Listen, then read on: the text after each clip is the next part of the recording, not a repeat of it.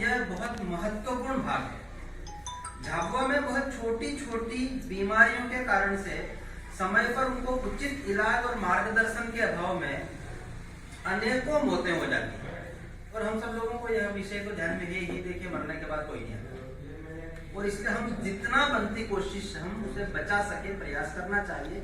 इसलिए डॉक्टरों को भगवान का दूसरा रूप कहा जाता है। ये भी हम सब लोगों को बहुत बार सुनने को मिलता है। पर मुख्य बात यह है कि झाबुआ जो इतने वर्षों से इस पीड़ा को झेल रहे हैं, क्या हम सामाजिक संस्थाओं से जुड़े लोग इस बात का संकल्प ले सकते हैं क्या कि आने वाले वर्षों में हम इतनी जागरूकता फैलाएं इन सब विषयों को लेकर कि समाज में धीरे धीरे, जैसे मैंने पिछली बार आया था तो सोलंकी जी से पूछी थी बात, तो ऐसा ध्यान में आया था कि झाबुआ में 4 से 5 हजार लोगों को उतनी बोतलें खून की जरूरत पड़ती है साल में। अब आप सोच के देखो, झाबुआ का ही हम विचार करें तो हम 10 लाख की जनसंख्या है, कम से कम नहीं तो 3-4 लाख लोग 18 से ऊपर साल जो 50-60 के बीच 30 एज ग्रुप के आदमी पैसा खर्च करने को तैयार है, बाकी सब देने को तैयार है, पर खून देने को तैयार नहीं। जबकि जब हम डॉक्टर साहब से समझेंगे, इस विषय को जानेंगे तो ध्यान में आएगा कि यह कोई ऐसी बात नहीं है कि जिससे हमारा बहुत नुकसान हो जाएगा, कमजोर हो जाएंगे या बहुत जो डर बैठा हुआ है उसके कारण से कुछ और हो जाएगा, ऐसा विषय है।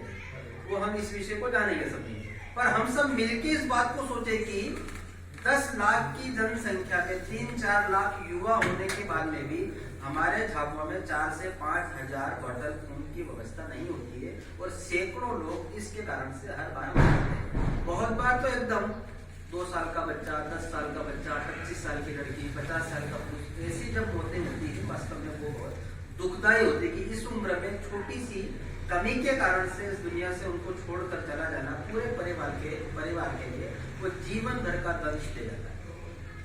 और इसलिए शिवगंगा ने इस मुख्य विषय को ध्यान में रखते हुए रोगी सहायता केंद्र की शुरुआत करी। पिछले 3 साल से हम लोग गाँव में इसको लेकर जागृति अभियान चल रहा है। महिलाओं के नेतृत्व में पूरा गांव निरोगी कैसे बने इसके लिए पूरे वर्ष भर में अलग अलग कार्यक्रम किए जा रहे हैं। सरकार की अपनी व्यवस्था है, संस्था की अपनी ताकत होती है। हम लोगों को यह बात ध्यान में है कि हम सरकारी सुविधाओं का लाभ तो शासन से जो प्रदत्त सुविधाएं उन्हीं से ले, पर हम समाज में जागरूकता लाकर और दूसरे तरीके से क्या कर सकते हैं, तो हम लोगों ने स्वच्छ गांव स्वस्थ परिवार एक योजना चलाई। उस योजना के अंतर्गत प्रत्येक परिवार को कुछ प्राथमिक शिक्षण महिलाओं के नेतृत्व में दिया जाता है और 12 प्रकार के पौधे जिसमें आम, जाम, जामुन, नींबू, नीम, शहतूत, सहजन, गिलोय, प्रत्येक परिवार में अगर ये 12 प्रकार के आयुर्वेद स्वास्थ्य की दृष्टि से अगर ये पौधे रहते हैं तो वो परिवार आने वाले कुछ सालों में छोटी छोटी बीमारियों से मुक्त हो सकता है। और इसलिए हमने एक बड़ा सपना देखा है।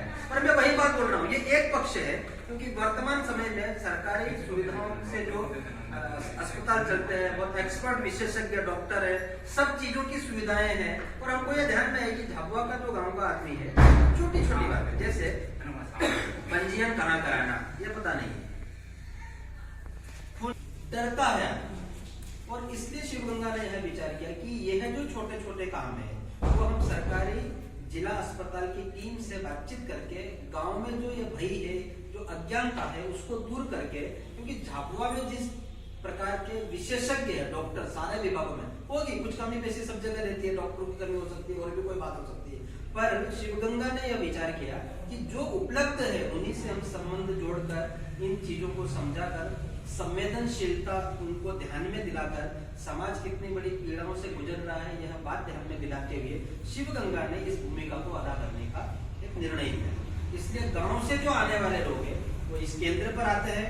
यहाँ सुशील जी, नितिन जी, ये लोग मिलकर उससे बातचीत करते हैं। जिला अस्पताल के संबंधित जो उस बीमारी के डॉक्टर है उनसे संपर्क करते हैं। सारी प्रकार की उनको सुविधा मिले, असुविधा न हो इसका ध्यान रखा जाता है। और यह केंद्र धीरे धीरे उस रूप में विकसित हो रहा है। और पिछले कुछ समय से हमको ये बात ध्यान में आ रही है ब्लड डोनेशन को लेकर, ये वास्तव में खून देने का काम नहीं, मुझे तो लगता है यह जन जागरूकता शिविर। हम एक बार देते हैं, हमारी हिम्मत खुलती है, हमारा आत्मविश्वास जगता है और बाकी हमारे जो साथी है वो भी जब इस बात को देखते हैं तो उनमें भी इस ढंग की प्रक्रिया शुरू होती है। और हम सब मिलकर इसका संकल्प ले, जो मैं बात बोल रहा हूँ कि आने वाले कुछ सालों में हम इतनी जागरूकता फैलाएं कि झाबुआ से अन्य जगहों पर भी जरूरत पड़ने पर हम ब्लड का दान देने की स्थिति में हो। और झाबुआ से कोई भी व्यक्ति इस छोटी सी कमी के कारण से स्वर्गवासी न हो, इसका हम ध्यान रखते हुए आज के इस कार्यक्रम में उपस्थित सम्मानित सभी जो डॉक्टरों की टीम है, मैं उनका धन्यवाद देता हूँ। और इस बारे में और आगे कुछ विषय पर प्रकाश डाले उसके लिए मैं आग्रह करूँगा। तो निखिल जी बताते हैं इससे इसमें हूँ ब्लड बैंक ऑफिसर। और जो रक्तदान है, रक्तदान क्या चीज होती है सबसे पहले मैं ये बताऊँ। रक्तदान मतलब दान करते आपने, आप ये सवाल नहीं खड़ा करोगे कि भाई किसको दिया किसको नहीं दिया, ये नहीं करना है ना, तो फिर आपका दान का कोई मतलब नहीं रहेगा, ठीक है। और फिर दूसरी बात ये बता के रक्तदान कौन कर सकता है, जो 18 साल से ऊपर और 60 साल से कम वाला, ठीक है। और जो 45 साल मतलब 45 केजी जो रहता है आदमी वो कर सकता है। जिसका हीमोग्लोबिन 12.5 ग्राम है, उससे ज्यादा वाला कम वाला नहीं दे सकता है ना। और जो भी आप ब्लड डोनेट करोगे वो हम उन लोगों को देंगे जिसको सिकल सेल, जिसको मतलब जन्मजात बीमारी होती है। जैसे अभी मोदी जी ने प्रोजेक्ट चलाया अपना पायलट प्रोजेक्ट हीमोग्लोबिनोपैथी, तो उन लोगों को देना, क्योंकि उनके परिवार वालों का भी खून नहीं ले सकता हम लोग, क्योंकि उनकी बीमारी भी रहती है, उनको भी रहती है, तो वो नहीं दे सकते हैं। तो वो जो आप लोग दोगे डोनेट वाला वो हम उनको देंगे। दूसरी बात, जो डिलीवरी होती है तो उसमें क्या खून बच्चा पैदा होता है तो ज्यादा खून निकल जाता है। अब वो खून उसको बोलेंगे भाई आप खून दो, उसका पति परेशान रहेगा, उसके भाई भी परेशान रहेंगे, खून दो तो बेचारे नहीं दे पाते। तो ऐसे लोगों को जो आप लोग खून देते हैं वो हम उनको देते हैं। अब उनको बोले भाई देखो आपके वाइफ के ऐसा ऐसा हो गया है, आप तो खून दो, तो आदमी पहले से डरा है, फिर उससे खून लेने को डर जाएगा ना, उसका भाई कभी पैसे की जुगाड़ रखी, बहुत सारी समस्याएं होती हैं। तो जो आप दान करते हो हम सीधे सीधे उनको देते हैं।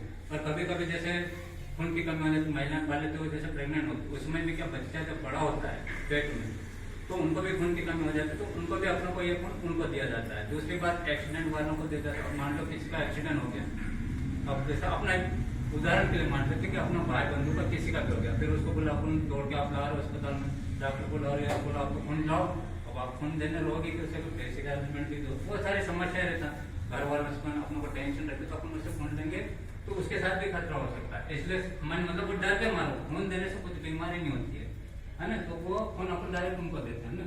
दूसरी बात, हमारे जो जिला अस्पताल में आपके परिवार में किसी को जरूरत पड़े फ्री में ब्लड नहीं, बिना पैसे का। लेकिन यदि आप जैसे कि बगान हॉस्पिटल है, प्राइवेट हॉस्पिटल में जाओगे, खून अपना हॉस्पिटल से जाएगा, लेकिन उसके 1150 की रसीद लगेगी, क्या 1000 रुपये 50 है ना, वो पैसे लगेंगे, फिर भला आपको या ना तो है ना। और यहाँ का अपना हॉस्पिटल में फ्री रहेगा, कोई पैसा नहीं लगेगा, लगे तो हमें बताना, ठीक है। तो ये बात है।